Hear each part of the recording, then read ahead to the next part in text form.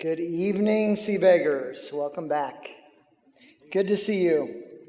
A convocation address at the beginning of an academic year, of course, is intended to motivate us to all participate in greater scholarship and leadership, to have greater character and faith. I want to motivate you to rule the world. No, really, it's my deep hope that Providence graduates will rule the world. I do believe that the time is right for individuals like you to rule the world. God has orchestrated situations in our world, prepared a path for you to be in positions of great influence, to have dominion and power.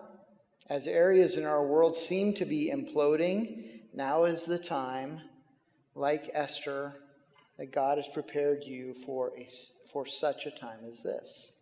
Now, of course, I'm talking about a richer, deeper, more biblical concept of ruling, but I'm also speaking literally in this world. I really think you can and should rule the world as leaders at the city, state, national level. Those in the PPE program, I'm looking at you. We need smart, industrious, godly politicians at this time. Pursue that. So if you're going to rule the world, let's strategize on how to do that.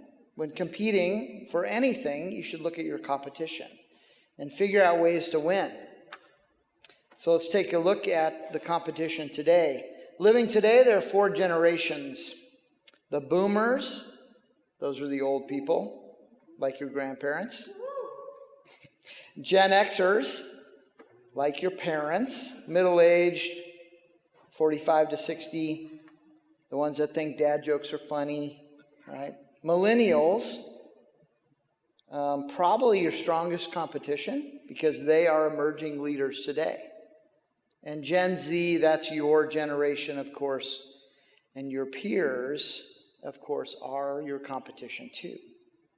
A quick assessment of the competition. I have to say, it looks like you have a good shot at winning. Here's the deal.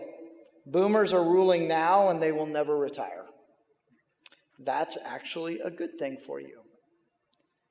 As they are, they won't retire so that you can strategize around that. You see, because they refuse to give up power, the next generation, Gen X, will never get a chance to rule, making them essentially obsolete. For Gen X, they're actually okay with that because they're apathetic. They really don't care about anything, especially ruling the world, and they're focused on enjoying an early retirement. So we don't have to even worry about them as part of your competition. So you really only have 2 generations to compete with, the millennials and Gen Z. The millennials are aged 30 to 45, currently in the workplace, advancing towards positions of power, but they are called the dumbest generation. Yes, that's your main competition, but they're not very smart.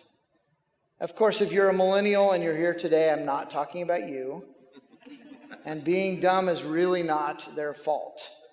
You see, they were raised primarily by Gen Xers in a system that promoted the easy button route to everything.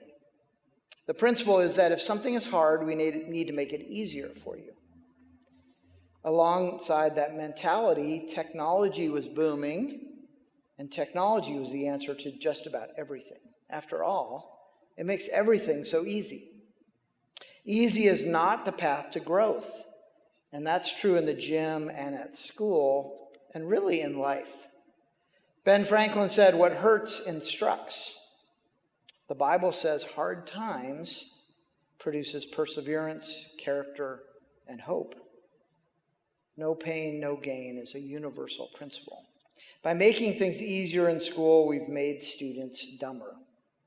As a Gen X educator, I want to publicly apologize to the millennials for making learning easy for you, because now they are the dumbest generation.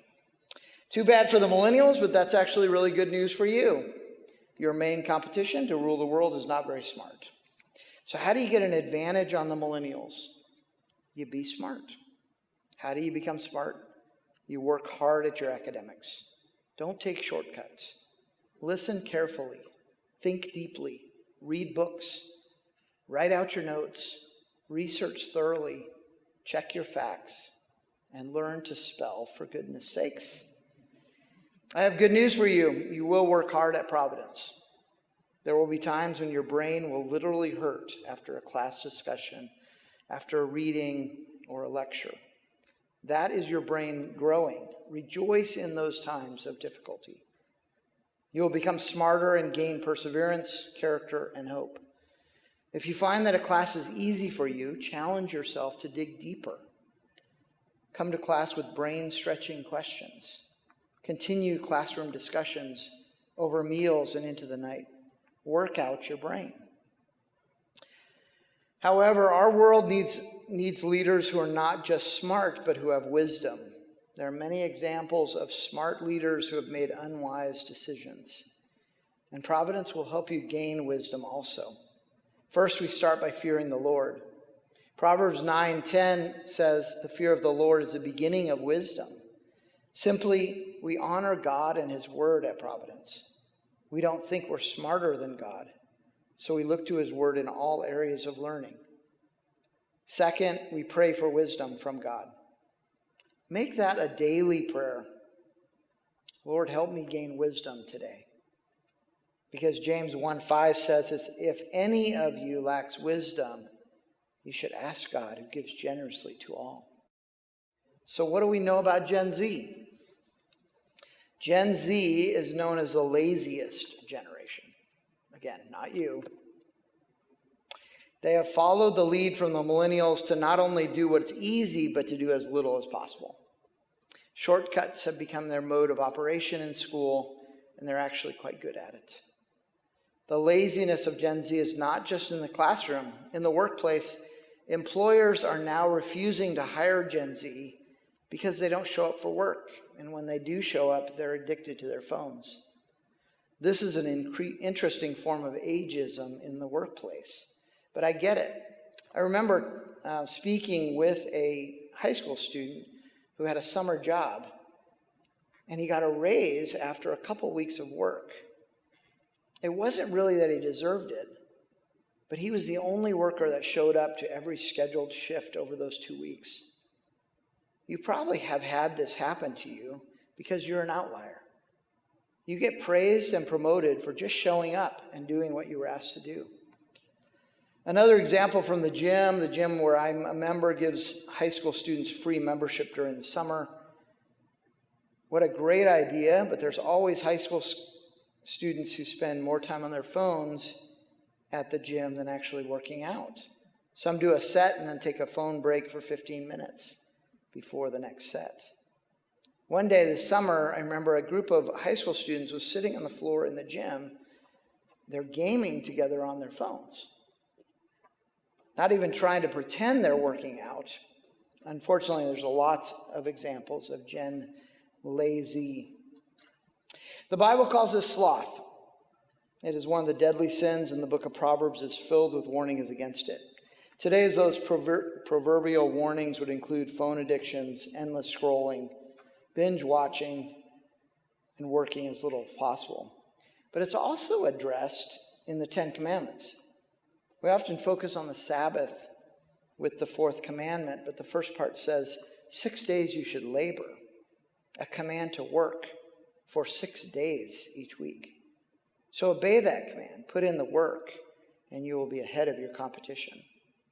Okay, Gen Z is known as lazy, but it's actually worse than that.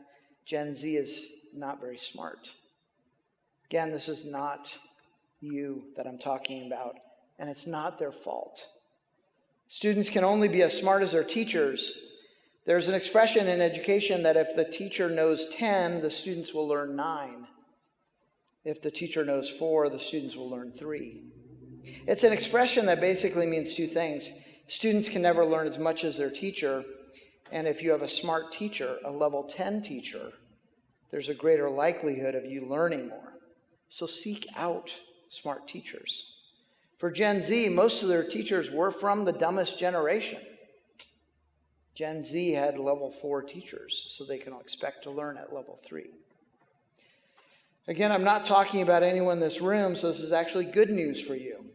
The other generation, that's your main competition, is really lazy, and they were taught by the dumbest generation. But wait, there's more.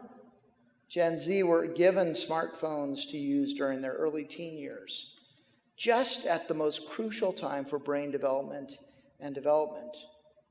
That was a mistake, and Gen Xers, again, are at fault for that. So sorry about that. That one's on us too. Today, the research is overwhelming about the deleterious effects of smartphones on brain development. After studying brains addicted to smartphones, a new term has been coined called brain rot. On the MRI, the brains look like they're rotting. That doesn't sound good, and it's not. Additionally, smartphones have negatively impacted social development, mental health, and physical well-being. That's great news, isn't it? Current generation and your competition to rule the world are described as lazy, they're taught by dumb teachers, and they have brain rot. Let me assure you of 3 things that Providence Education will provide. You will work hard at Providence. Yes, hard work, hard academic work builds your brain, making you smarter. But work is also a good thing because God said it was good. In Genesis, work was modeled by God in creation. It was part of the original design for Adam and Eve, and it's in the 4th commandment. So you will work hard. Second, at Providence, you will be taught by brilliant level 10 professors. Sitting under them, you will have the opportunity to achieve level 9 knowledge, and they will teach you how to achieve level 10 and beyond. At Providence, you will also be a part of a community that encourages you to put your cell phone away, to look people in the eye, to have deep conversations. This community will break you from tech addictions and reverse the effects of brain rot, which is possible. Friends, good news, your competition in the generations are old, apathetic, dumb, lazy, addicted, and miserable. Do you now see why I believe that you will rule the world? You got this. Most of the kidding aside, our world needs smart, wise, hardworking, and godly leaders to occupy positions of influence. Today, our world is quite complex. The issues do not have easy button solutions. It takes careful assessment, a depth of learning from a wide range of areas that only a liberal arts education provides. And we need wisdom, biblical wisdom, to make the right decision. You're being prepared differently at Providence, and that will serve you well in ruling the world. Now let me wrap this up by defining what I mean by ruling the world. I'm confident in encouraging you to rule the world because I'm just echoing God's words in the cultural mandate. Genesis 1:28, God says, "Be fruitful and increase in number, fill the earth and subdue it, rule over the fish of the sea and the birds in the air and over every living creature that moves on the ground." So how do we do this? First, you rule the world as stewards who are assigned by God to have dominion over his kingdom. A steward cares for his master's property as if it was his own. Think of Alfred in the Batman movies. He's a steward of Wayne Enterprises. The wealth is seemingly unending, but he has given his life to steward those resources well. We are stewards of God's kingdom, and he is the sovereign king of every square inch of creation. Christ spoke about stewarding in parables, giving our lives to steward the resources entrusted to us. Second, you rule the world as part of a royal family, not as an imposter or as someone who has usurped the throne, but as co-heirs with Christ. We are adopted children of God, co-heirs with Christ. Listen to these beautiful and amazing words in Romans 8. You have received the spirit of adoption as sons and daughters by whom we cry, Abba, Father. The Spirit himself bears witness with our spirit that we are children of God.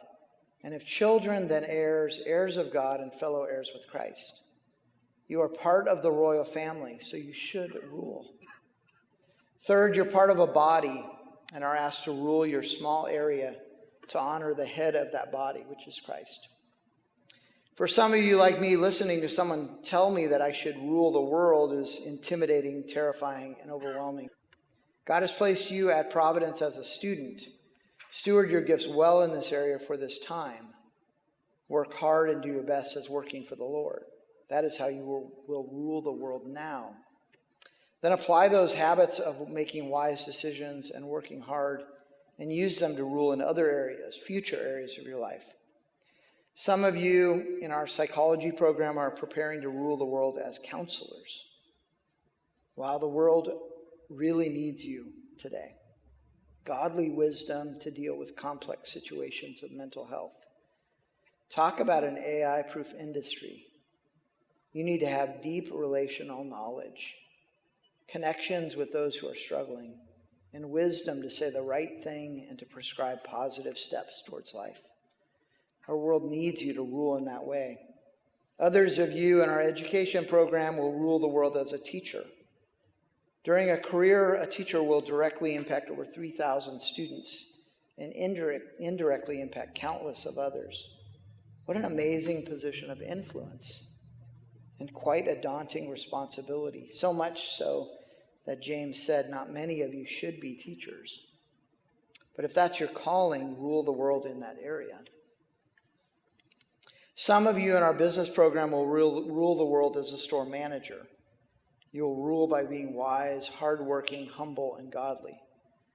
A person who thinks carefully about what the Bible says about wealth and greed and materialism, protecting against the love of money, and loving your employees and customers as you love yourself. Wisdom is truly needed to rule in this area today.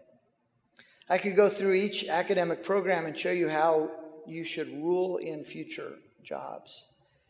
But you are smart Gen Z college students, and your brains are already applying this to what you want to be when you grow up. The world needs you to use your callings to address the real needs around you. As Frederick Buechner said, the place God calls you to is the place where your deep gladness and the world's deep hunger meet. The place God calls you to rule is the place where your deep gladness, your giftings, your educational programs, your passions, and the world's deep hunger, the world's most difficult problems, meet. That's a good roadmap to finding where God wants you to rule the world. This year, it's my prayer that you will rule as a student by being smart, industrious, and godly as you prepare to ultimately rule the world in your future. Amen and amen.